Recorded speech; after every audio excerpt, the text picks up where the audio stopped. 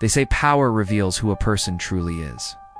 And in Adolf Hitler's case, it revealed a man full of strange habits, dark obsessions, contradictions that shocked even those closest to him. Behind the public image of a ruthless dictator was someone obsessed with control, not just over others, but over his own body, routines, and surroundings. Hitler's private life was filled with bizarre rituals and routines that gave an eerie glimpse into his disturbed mind. One of his strangest obsessions was with cleanliness and health. Hitler was a germaphobe to the extreme. He refused to shake hands unless necessary, demanded that his utensils be cleaned in boiling water, and insisted his quarters be spotless. His fear of disease was so intense that he kept strict vegetarian meals, believing meat caused aggression and illness. Hitler often lectured guests at his dinner table about the cruelty of eating meat, while simultaneously planning the destruction of millions of people. He also had a deep fear of doctors and medicines, yet ironically was secretly addicted to them. Historical records later revealed that Hitler's personal physician, Theodor Morell, injected him daily with a cocktail of drugs including amphetamines, opiates, and even animal hormones. By the later years of the war, Hitler's body was failing, his mind unstable, his hands trembling.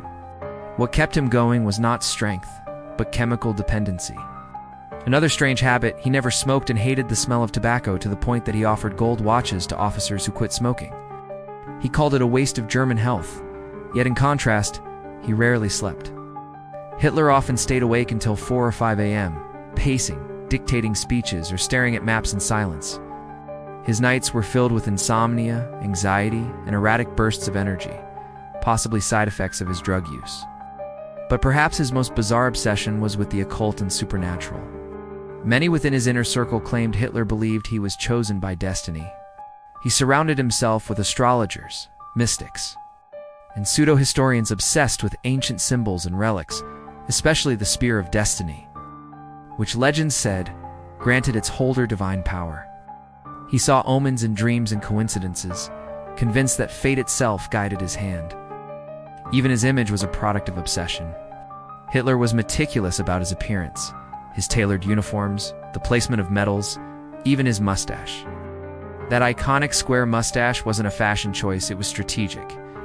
He believed it made his face appear more disciplined and commanding. Every photograph, every public pose was rehearsed. Hitler would practice facial expressions in front of mirrors for hours, studying how to appear both stern and godlike. But beneath that facade was fragility. Hitler was known to burst into uncontrollable fits of rage when things didn't go his way. His temper could swing from cold silence to screaming hysteria in seconds. Witnesses described him pounding tables, trembling with anger, and his eyes turning glassy, almost detached from reality.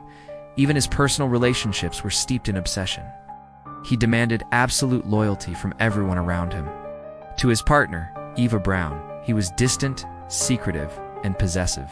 She lived much of her life hidden away, forbidden from appearing in public with him, yet she remained devoted until their very last day in the bunker.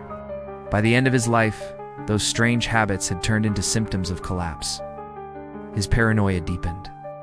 He distrusted everyone, believing his generals were plotting against him. The walls had ears, that every whisper meant betrayal. He spent his final days underground, isolated, surrounded only by a few loyal followers and his fears. Hitler's life was a paradox, a man obsessed with purity, yet consumed by madness. A leader who preached strength, yet relied on drugs to function. A dictator who demanded order, but whose mind descended into chaos. And when it all finally ended in that Berlin bunker, it wasn't just the fall of a tyrant. It was the tragic unraveling of a mind enslaved by its own obsessions. This story reminds us that power without empathy, control without conscience, leads only to destruction. Even the most disciplined image can hide the deepest cracks.